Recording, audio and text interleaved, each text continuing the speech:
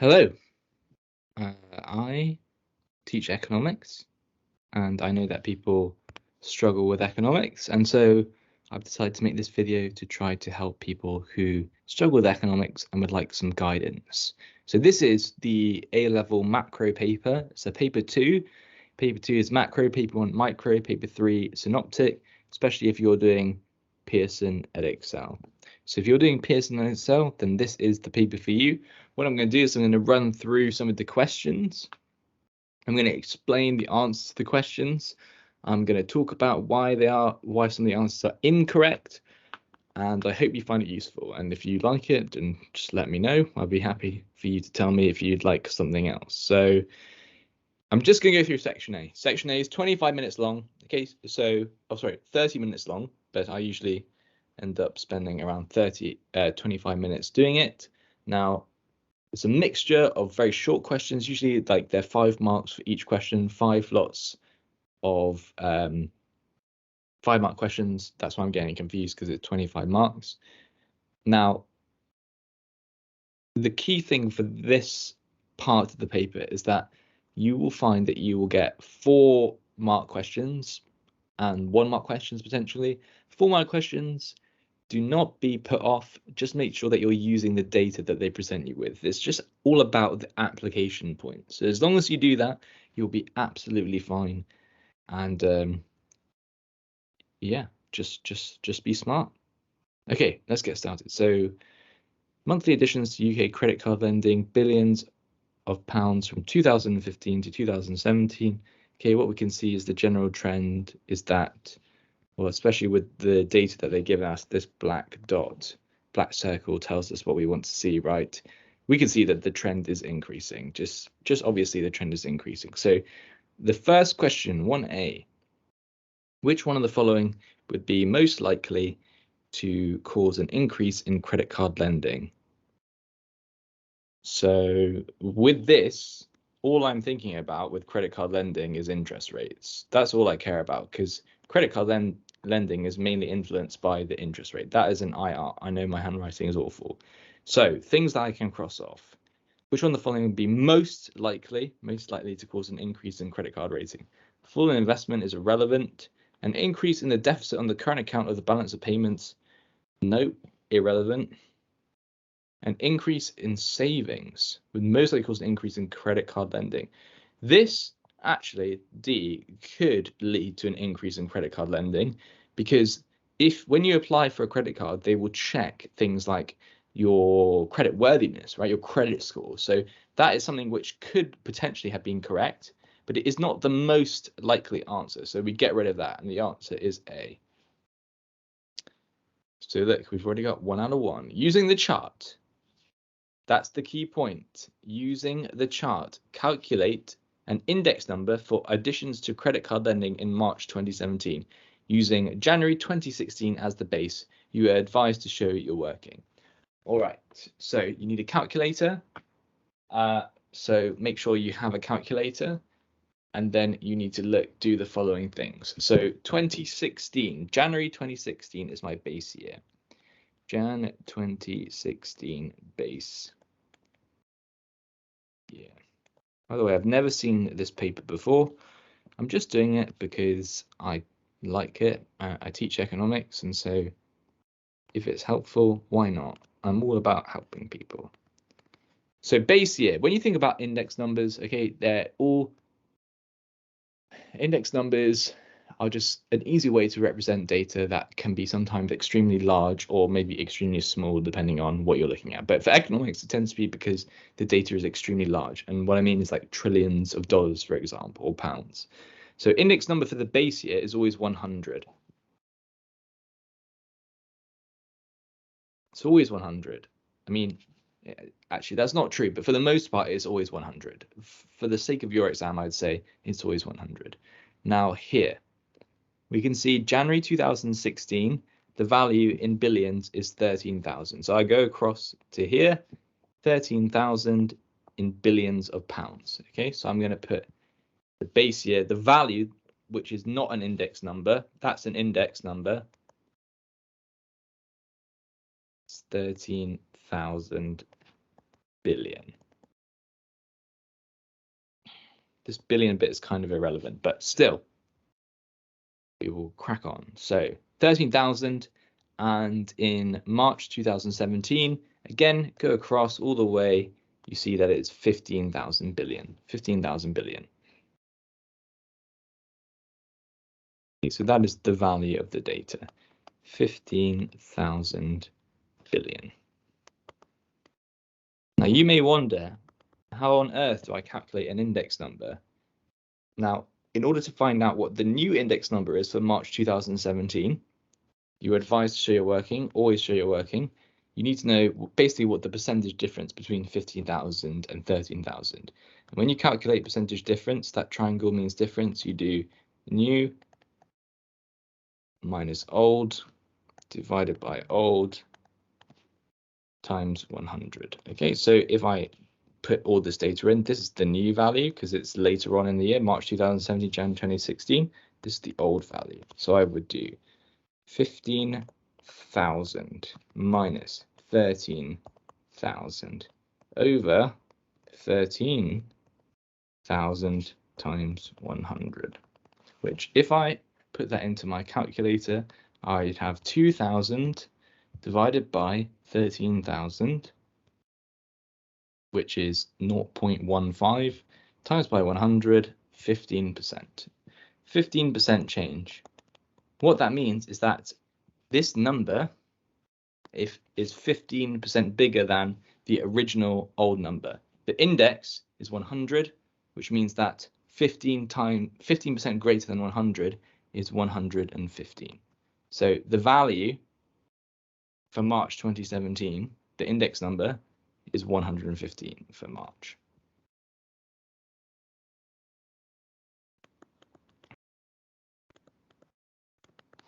Explain one possible link between an increase in credit card lending and the rate of inflation.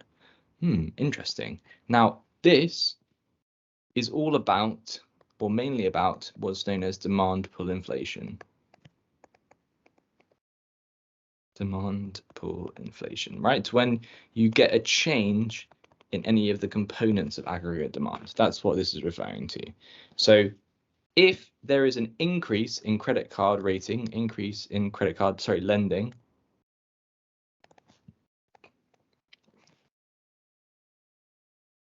then access to credit increases,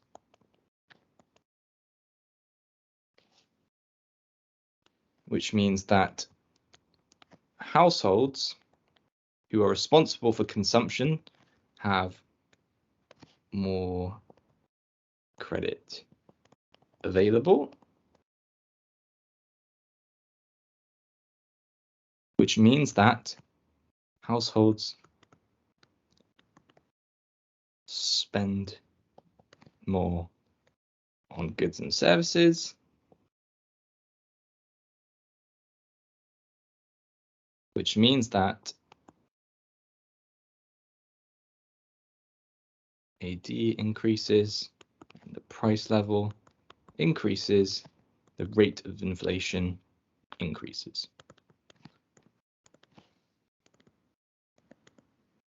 I'm sure that you don't actually need to write this much for it, but that's just the working. That's just like what you might refer to as the transmission mechanism for this question. Okay, just hydrating between questions. The IMF, the International Monetary Fund, has called on the G20 group of large industrialized countries to boost government spending on infrastructure. Draw an aggregate demand and aggregate supply diagram to show the likely impact of an increase in government spending on infrastructure on a country's price level and real output. Okay, fine, easy. Price level on the y-axis,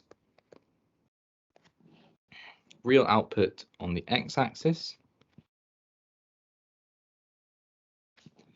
I myself like a good old long-run aggregate supply curve. So draw an aggregate demand, aggregate supply curve to show the likely impact of an increase in government spending on the price level and real output. Okay, so I'm going to draw a Keynesian long-run aggregate supply curve. I'm going to have, I don't know, an initial equilibrium point here. Doesn't actually matter where your equilibrium point is for this question because they haven't really said what the state of the economy is. So we can just put it wherever. Y1, that's how we relabel this. That is labeled as Y. Price level, I label as PL, but some people put it as P. That's fine, whatever your preference is. PL1.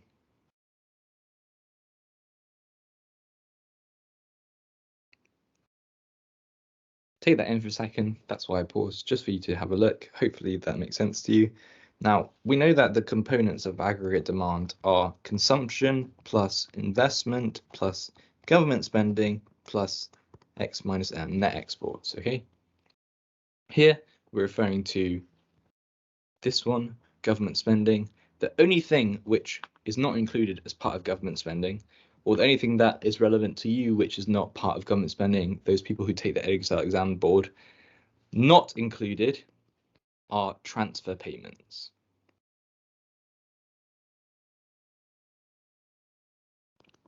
So these are things such as job seekers allowance, it's like an unemployment related benefit, state pensions. Okay, these things, job seekers allowance and state pensions, are a transfer of income from one person to another, not paying for goods and services. What we do count in government spending is payments for goods or services. And in this case, we are paying for infrastructure, which means that government spending is actually going to increase as a component of aggregate demand. So I know that I've put this down, but I'm just relating the arrow, but for the sake of the question, it actually has increased. So what we would do is we would draw an outward shift of the aggregate demand curve because we're spending more money on infrastructure, like what are they spending it on? Right, doesn't say. Maybe hospitals, maybe schools, maybe roads, whatever.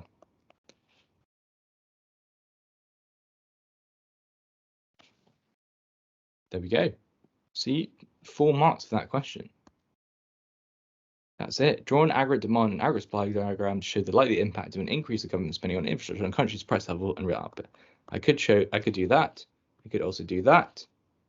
And I could also do that, just for added poignance. Which one of the following would be an example of government spending on infrastructure? Well, I just told you some of the things. An increase in construction work on new railway lines, interest payments on national debt. Definitely not. That's not infrastructure, national debt. Salaries for teachers is not infrastructure. It would count as government spending as a component of AD, but it's not. Unemployment benefit payments, also not. I just told you these are transfer payments, so that's definitely not. So the answer is A. We carry on. Unit labour costs for selected European countries, 2017. Base year, 2010 equals 100. I said earlier that the base year is almost exclusively 100. Explain one likely reason for Estonia's unit labour costs rising faster than in other European countries.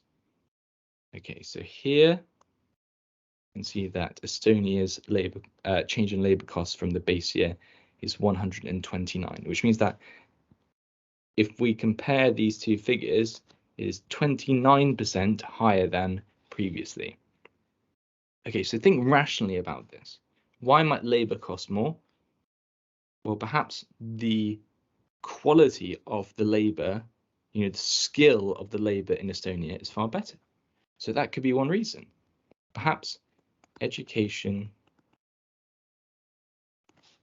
has improved the skills of the Estonian labour force, which makes the wage, because that's the price of labour, the wage of labour increase. Okay, so we could also talk maybe about, I don't know, a lack of availability of labour. Perhaps there's a shortage of labour, and so firms who are the ones who have a demand for labour actually increase their demand. But there, yeah. Explain how Estonia's competitiveness could be affected by rising unit labour costs. Okay, now this is a very good question.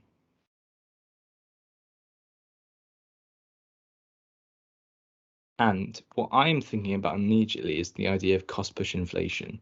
And cost push inflation is when you have an increase in the cost of production. So cost of production changes. And usually if there's inflation, it's an increase in the cost of production. So explain how Estonia's competitiveness could be affected by rising unit labour costs. Well, there would be a fall in competitiveness.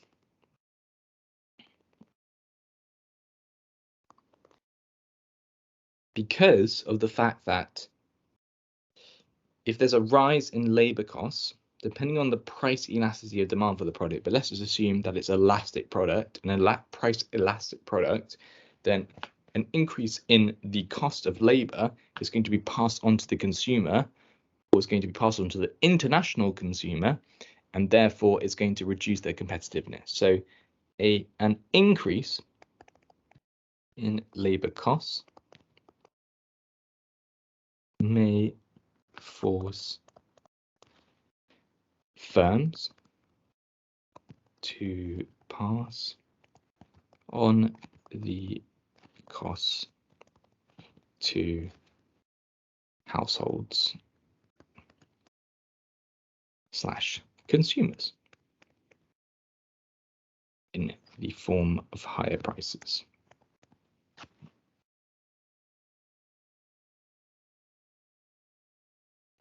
And that will reduce the competitiveness, because here what we're really thinking about, I mean, there are a couple of things we could refer to, but here what we're really thinking about is the price of the goods that we are selling. It could be, you could talk about how the labor potentially is less productive relative to the cost.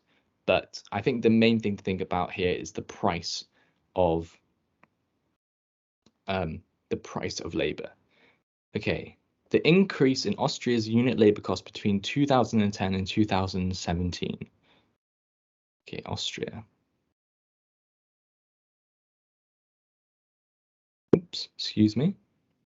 2010 and 2017. So 2010 is the base year, which means that the index number is 100. In 2017, the index for Austria was, I think it was 113. Yeah, 113. Okay, that is the index number. So 2017 is 113. So if I want to calculate this, if I'm not sure, it's just the percentage difference between the two numbers. So 113 is the new value minus 100 over 100 times 100. I know there's a lot of 100s there, but if you do put that all in, it gets 13%. So that is the answer, C. The UK government is planning to cut the rate of corporation tax on all pre-tax profits of companies to 17% by 2020. This would be an example of, okay, monetary policy is base rate and quantitative easing. So immediately, see you later, we don't need you. An exchange rate policy. Well, it's got nothing to do with exchange rates, so it must be D. We're not talking about changing the value of the currency. If it was talking about interest rates, this was relating to interest rates and hot money, then fine, but it's not talking about that. So we are not interested in that. If a company makes 500,000 pre-tax profit in 2020, calculate how much corporation tax it will pay. Assume that the government cuts the rate of corporation tax as planned. Okay, so we know that if they're going to cut it, that the corporation tax is equal to 17%. Okay, that's what they've said. They're going to cut it to 17% by 2020. Now, 17% is really the same as 17 over 100, or 0.17. So if you want to calculate, assume that the government cuts the rate of corporation tax, and it says calculate how much corporation tax it will pay. Okay, so this is the profit they make, 500,000. In order to calculate it, you need to multiply it by either 17 over 100 or 0.17. I personally prefer 0.17, but it makes no difference. So if you type that into your calculator, 500,000 times by 0.17, you get 85,000.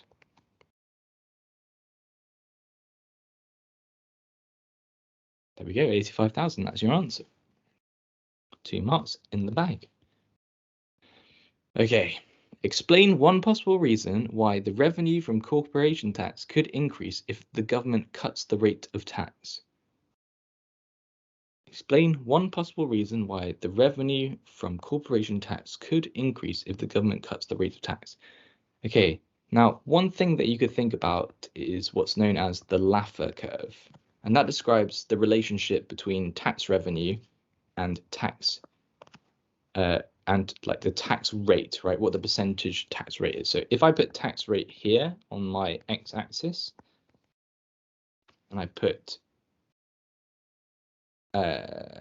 tax receipts, which is just the same equivalent of like what the government receives from tax receipts or revenue. Like it doesn't matter, either way it's the same. The Laffer curve describes the optimum tax rate to get the most amount of tax revenue, and it looks like something like this. Okay, so imagine that that's 0% tax rate and that is 100% tax rate. So the optimum is somewhere in between there. Now it's not necessarily 50%, that's not the case. I know it looks like that, and certainly that's what the graph suggests, but that's not the case. Now this makes sense. If you have 0% tax rate, well then what, 0% of anything is 0, so you're not going to get any tax from it. If you have 100% tax rate, there's no incentive to work. Why am I going to go out and work when everything that I earn through working is taxed? There's no reason for you to go out and work at all. So that is why the tax rate is like that. So explain one possible reason why the revenue from corporation tax could increase if the government cuts the rate of tax. Well, that's probably because we're operating at some point here on our tax rate. So if I decrease it, then hopefully what we see is that the revenue increases like so. So one possible reason why that might be is because it incentivizes entrepreneurs to create new businesses who then pay tax in the form of corporation tax through the profit that they make from running their business. So an increase in the number of businesses. So I could say one reason why corporation tax could increase is because new firms are incentivized to launch through the profit motive, the tax cut. This means more firms paying corporation tax, which increases corporation tax revenue.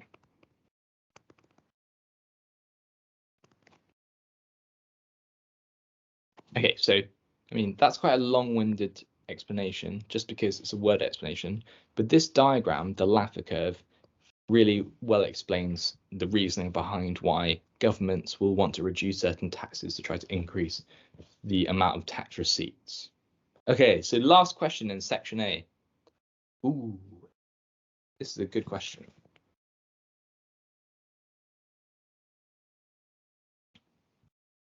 Okay, so according to the charity Oxfam, the combined wealth of the 62 richest people in the world is the same as the wealth of the poorest half of the world's population.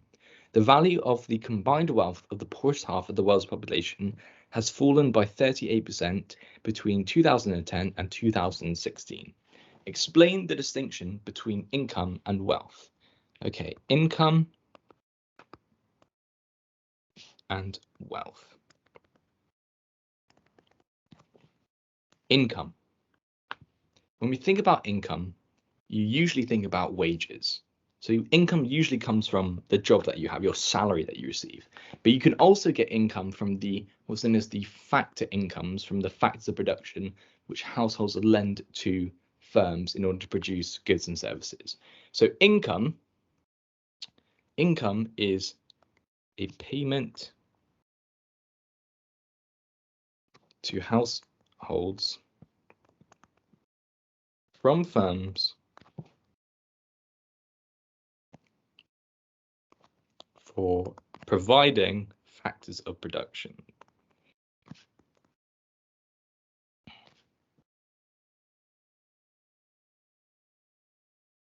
So, for example, labor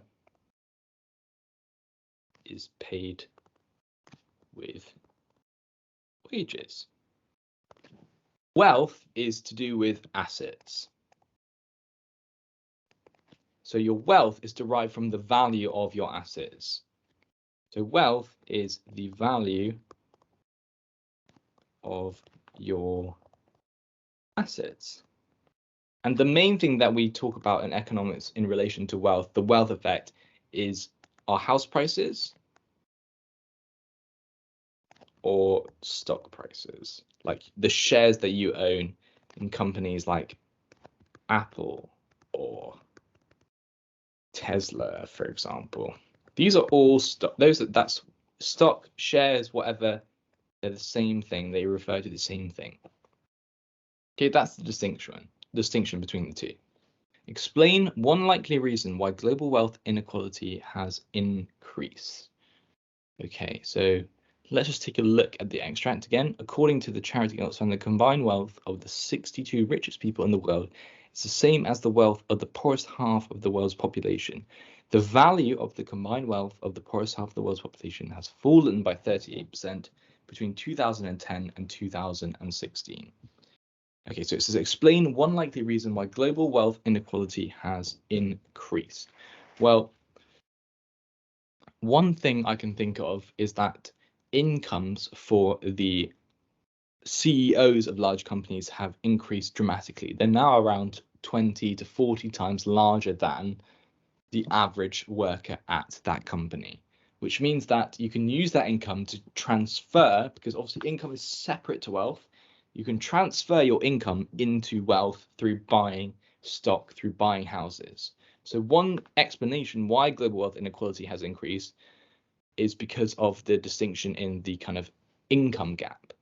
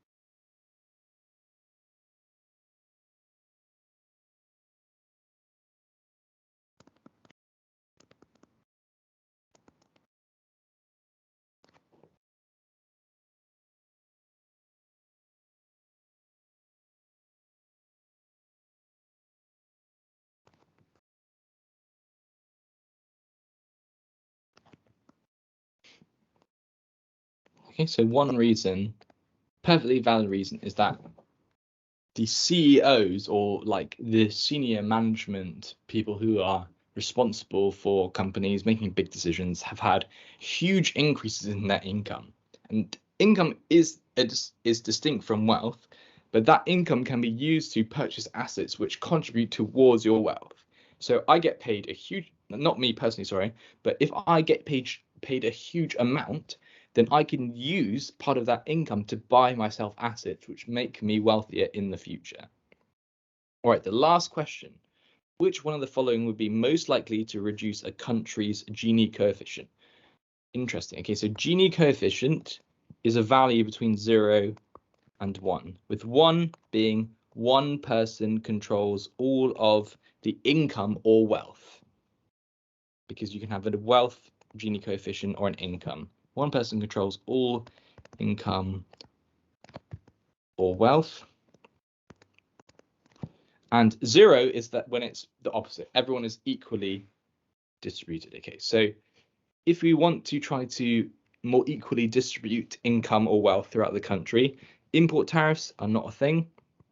Regressive taxes and value-added taxes are a regressive tax because you pay the same regardless of how much income you earn.